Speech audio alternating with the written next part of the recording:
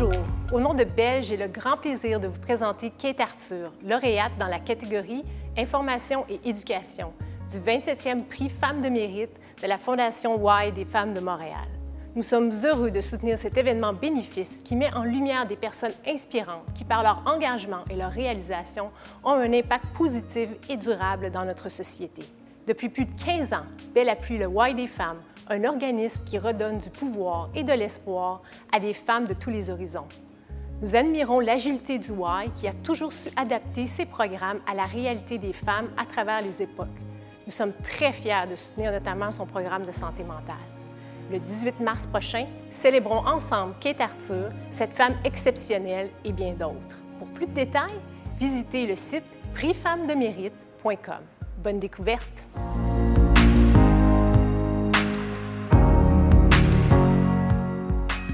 It is recording. Okay, it says recording, so we should be fine. And do you prefer Mrs. Arthur, Kate, Mrs. Kate? Oh, Kate. Kate? Yeah, Kate. Yeah.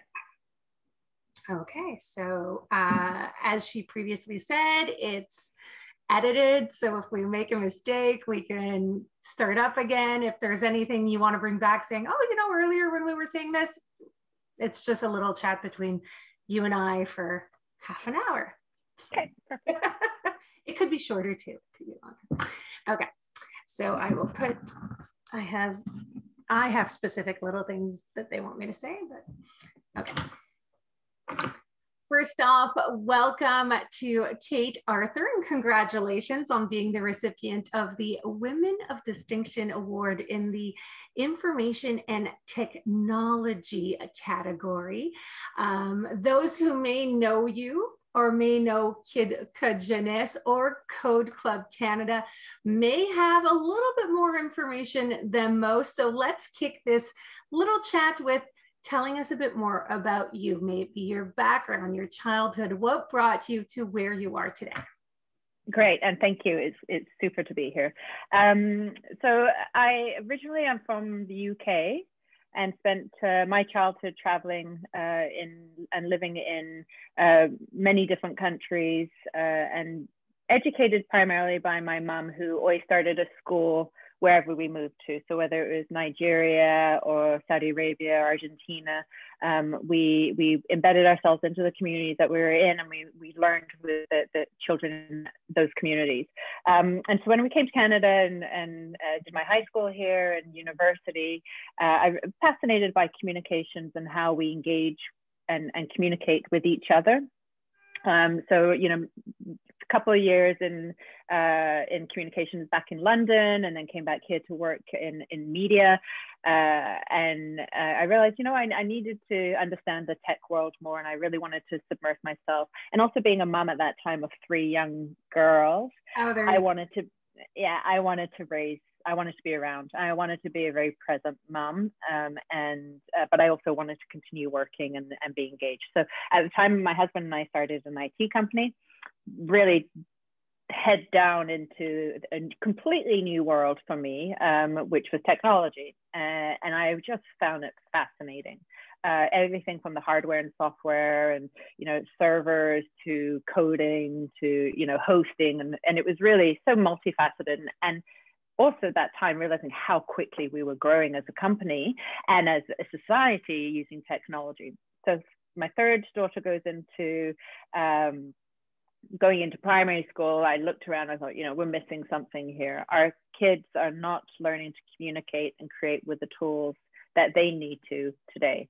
So having studied English literature, communication and language was really important to me. And I, you know, if I could look back to when the monks in the Middle Ages controlled the message, because they were the ones who knew how to read and write, there was a similarity in comparison to today, where the very few elite white men were controlling the message, controlling the ability to code, controlling our ways of communication. So, you know, we see that now, those who founded Facebook, Twitter, Amazon, you know, there's not much diversity at that level. So I said to my family, you know, let's take a pause. Are you okay if I I jump into a completely new world, one I had no idea, knew nothing about, never started charity before, never done government relations, never done education content, really new. But I was passionate and committed, like to the core committed, that we were going to make sure that our kids learned to code and they learned these tools, which now looking back at that was so key that nothing has shaken my belief. So from, that was in 2012, we founded in 2013, to this day, you can shake anything, you can throw anything at me. And, I've really been there, done that in the world of a charity sector. And I still 100% so passionate about the importance of our kids learning digital skills in the 21st century. How interesting that you would take a creative literature degree and bring that to coding, like until moments ago where you made that connection of, creative writing is what transmitted that message years ago to coding, transmitting the message today. I wouldn't even have made that connection. When was that aha moment for you? Well, I would say the aha moment for me when I knew this had to happen was literally about 2 feet from where I am now. And I was in the kitchen and my husband shared with me an article from The Guardian in the UK. And it was showing that Estonia, which is one of the most developed with technologically societies in the world, was teaching their kids to learn to code in primary school. And I thought, oh my God, why are we not doing this in Canada? So that just sparked okay, I've got to figure this out. Like, our kids need to be learning this. They need to be understanding how technology works. And that's actually, Skype comes from Estonia. So it's a way of communication again, right? Like, how do we build technology to communicate? So that was my real passionate moment. My second aha on the link between English literature and coding was seeing some of our school. We had McGill University students who were volunteering with us and helping us, and seeing the first lines of code being written. And I thought, I'm seeing this like a piece of literature.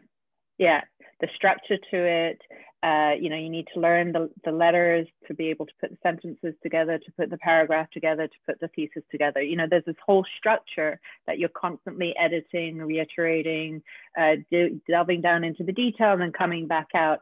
And I think at that point, I was able to transmit that message to the generalists, the teachers, the parents, who wouldn't have seen that bridge, because I'm not a programmer and I'm okay at it now at a very basic level, but I understand the nuts and bolts of it, and I'm at the period of my career where I do not need to be a professional programmer, nor do we think everybody should become a programmer. It's but understanding how the technology is built, so you're able to have some the critical thinking skills to make judgments for yourself, so you're not relying on others to do it for you. Absolutely, absolutely. We just viewed a message from our partner Bell, who were saying the reasons why they support your journey, and of course the Women of Distinction Awards. One thing that did jump out to me is that they mentioned being proud of the why for being able to adapt through these times. And if there's one thing that has been adapting at such a fast pace in the last few years, is technology. And especially with 2020, I think adaptation has been the word of 2020. So how do you think you had to adapt what you're doing now in the era of where almost everything, education and information, has to go through new technologies? Oh, crazy. They're obviously going into a pandemic, a lot of, negative and big issues. If I were to take away a few nuggets of positive, we've moved a generation of teachers and education system. We've accelerated them into the 21st century. So education is a slow-moving machine, similar to, you know, levels of government. It takes time. It takes time to bring things into the classroom, into the curriculum, into children's education. This accelerated it. We have teachers now having to teach online. They figured it out. They're doing, you know, amazing stuff, being able to keep our kids engaged. However, there's still a lot of issues and a lot of challenges, but that was one of the good sides of it, is it really has accelerated. We also, March 13th hit, we went into immediate, everything moved online. So, you know, we had our code class moving online, and then our in-classroom workshops started to move online as virtually, everything was online. Our teacher training online, so we were able to adapt to everything over the course of a period. And now everything we do, we reached 150,000 children in the pandemic due to the screens that we're looking at now. And the lovely thing I take away from the kids learning together is that they are not just learning to code, they're learning, they've had the space to be able to communicate with each other, to share with each other, to play with each other. So we've emphasized a lot of our workshops around play and connecting, so they can chat and hang out with each other. Because if one thing is to take away, is the mental health effects of the pandemic on our youth. And so we wanted to contribute to that as well and help. Well, it's nice to hear that positive side of it, because we've been hearing a lot of the negative, and I heard the word challenge, you threw it out there. There has been a major challenge in keeping our children and our youth engaged and stimulated, especially in education, because now everything has to be done behind a computer screen. And we're hearing so many horror stories about dropout numbers and people not wanting to stay in school due to it. So your whole program is based on being behind that screen even more. So I guess the challenges have been double folded with that this year. Yeah, absolutely. And I think bringing up those social issues like dropout rate and engagement is such a huge challenge. But this is where I see the complement of third-party organizations like ours complementing, supporting the education system, because again, it is not an agile machine that pivots really quickly. And we need to all work together to make sure that we're supporting the youth, and we are able to in our organization to pivot quickly and to be agile and to adapt and take lessons learned and fail fast, and really keep up with that speed. So we've been fortunate to have had the opportunity to continue to be in virtual classrooms in schools across the country and supporting teachers. You say agile, and that, of course, agility is the theme under which you are. One thing that I know many people have learned is to become more agile. Can you give an example of maybe not just in your domain, but at the everyday level, how people can use agility to transform that education, or to maybe understand better everything that comes with technology? Well, agility, you cannot be perfect with agility. You need to be able to adapt quickly and learn quickly. I think coming back to my childhood, having changed countries so often, which meant changing language, changing culture, constantly on my toes of, what's next, what's coming next, prepared for that unknown, which is really also big and important with being within agility. And that's again hard on the education system, which is used to everything being consistent and measured and structured. It's important to allow not just our teachers to be agile, but our kids to be agile, because this is their future. They need to learn how to adapt quickly, to change quickly. They're not going to be having the same job for lifetimes, and that's okay, and it's normal, and we should celebrate it and not punish failure or punish not, imperfection. Or imperfection, I should say. Or inconsistencies. Like some people may think Absolutely. consistency is wrong, but it could be something to be celebrated in this new era where agility is a must. Yeah, absolutely. Yeah. So if I were to ask you for a recipe to help young women, especially, or not so young women, want to see a future in technology, because we are underrepresented in this world, what would be the ingredients? What do you think would be the best way to bring young women and not so young women in the So in my role now, and looking, to the generations behind, whatever age you are, I always ask people to give back to the next.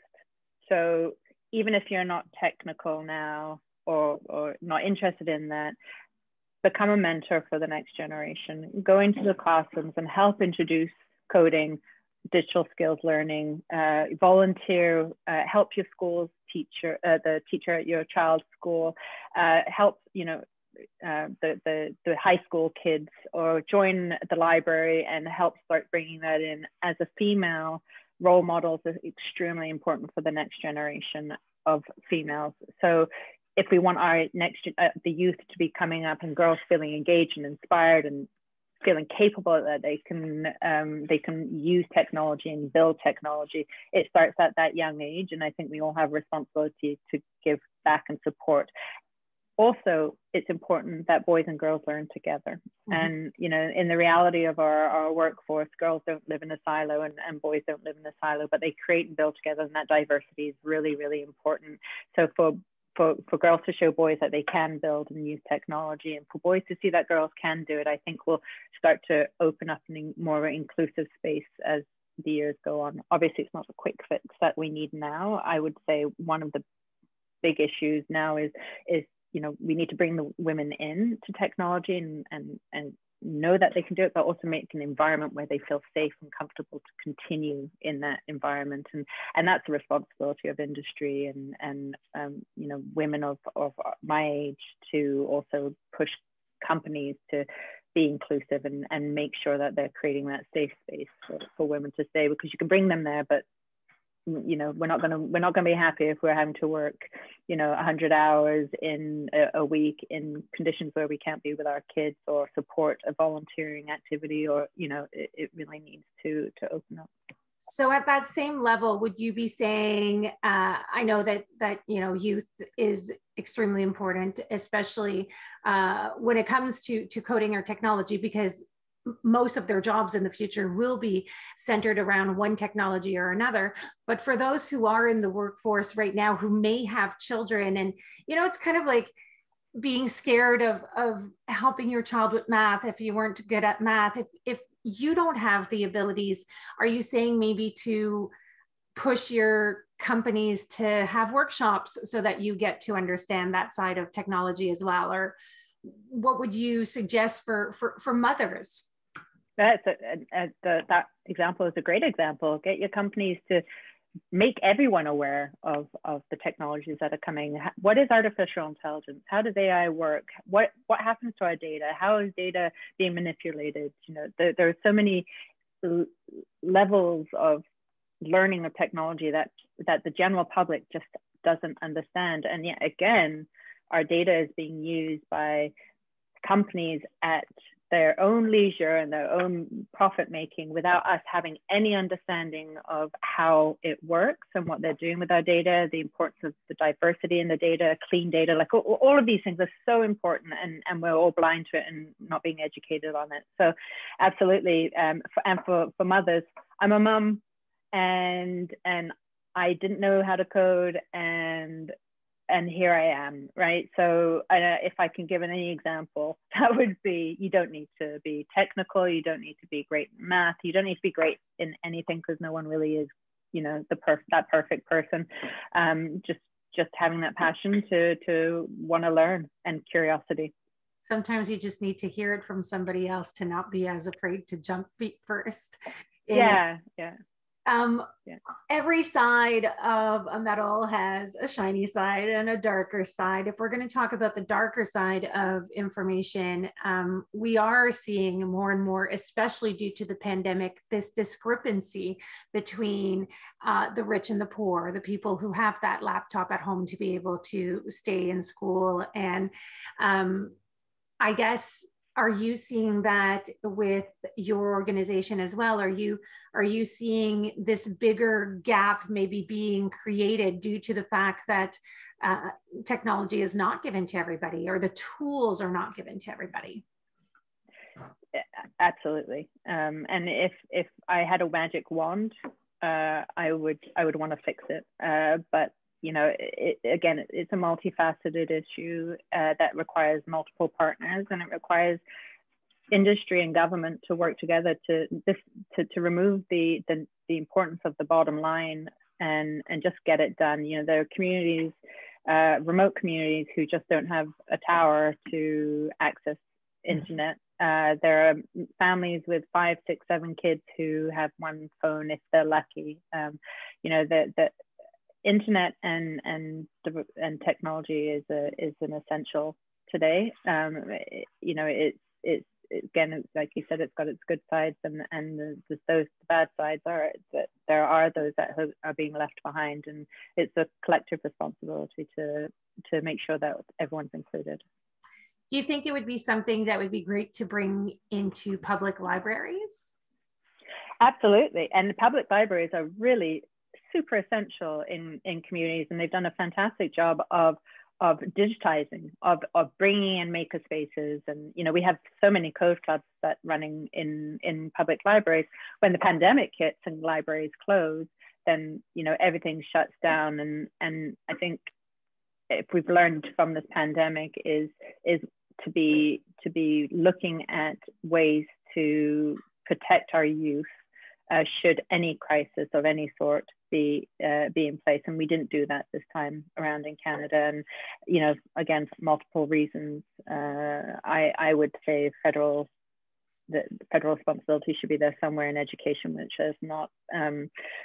That can be argued many ways, but you know, there does need to have some planning in place around crises to protect our youth. And again, it's not just their academic education, it's their social, emotional learning that they get through school. It's their mental health that needs to be protected. So at school, education, libraries, they play a much greater role than just reading a book or writing a paper. You can see some school boards now are reinventing the library so that it does include that technology and that side of bringing collectively the community together to help. Kids Ka Jeunesse, of course, which is an organization that does amazing to bring that coding to children. Tell us how hopefully with the end of this pandemic or in the next 2-3 years, how you would love to see this organization maybe grow or maybe change, or is there something that you guys think you have to do? Oh, so many ideas and so many things that I want to do and we want to do as an organization. I hope in, let's say, 2-3 years time, we're able to recover from the impact that the pandemic has made, and also learn those lessons that we need to bring back, and some that we need to keep, and again, preparing to make sure that kids are protected should anything, and likeliness it will now. You know, this won't be the first, hopefully it will be the last, but I think for us, we have a responsibility that we are in so many schools and communities in Canada, and we've been invited into so many homes to help parents also with their youth and making sure that they continue education. It's our responsibility to first thank them, and then also to make sure that we're continuing to accelerate youth education and helping the education systems pivot, be agile, and you know, they can rely on organizations like us to prepare the kids for the future. One thing I love about your organization, if I'm not wrong, is that you actually have camps that Yes. the kids can attend. Tell us a bit more about that. Yeah, we have so virtual camps now, and we again, probably, you know, our arts angle to the KCJ, we integrate a lot of art. So we have our camps around canvas to code is one. We have music camp, coding and music. We have sports and coding. We have science and coding. We have camping. So you know, you go out and you build flashlights and you know, in a virtual camping space, again, to create that you know, sense of normalcy for kids in this weird time that we're in, and give them, you know, some of those fun parts of what they usually do in their real camps, in physical camps, and move those into a virtual space, and also so they can hang out with their friends and play and be silly and in a safe environment. Let kids be kids. Exactly, and they learn they learn so much by just exploring and being themselves. Well, they always say that when a kid is having fun, they're going to learn a lot more. And you're definitely bringing fun to the learning concept of literacy, but technology literacy. I still love that comparison of writing and coding. I never would have made that creative connection there. So it's such an inspiring chat. Is there anything you would like to say to end this little chat, a little tidbit of information that maybe no one knows and that we'd be like, oh, that's pretty cool? Unfortunately, I'm not that exciting. Although I am finishing my executive MBA and I handed in my final paper yesterday. So Congratulations. Yeah, thank you. That's been a journey, and again in COVID, super challenging. But if I were to take the opportunity, given that, you know, I've been awarded this honor, and I just to remind women that we are all able and capable of making change and of empowering the next generation and empowering each other and the communities around us. And I do think it's a collective responsibility for all of us to make sure that we're all lifted up and we're all protected together. Well, you're definitely inspiring. I truly enjoyed our chat today. I would love to not only thank you, but thank Belle for their support in your journey and in the Women of Distinction Awards.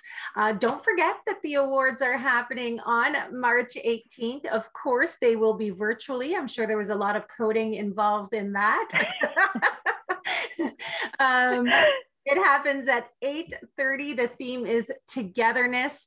And of course, we will present each of the recipients. They're going to be highlighted. It's going to be a warm environment. There's going to be artist performances. So it really will be a beautiful event to attend. And of course, everybody who buys a ticket helps support, maintain, and of course, improve the programs at the Prix Femmes de Montreal, which in turn helps reduce inequalities, exclusion, and violence, which we know this pandemic has exacerbated. So women's lives not easy, and we are trying to do so much by helping them, and the Y does so much by helping them. So we hope to see you there on March 18th. And again, congratulations for everything you do, not only for kids, but for young women and not so young women around the world. I think it's pretty incredible.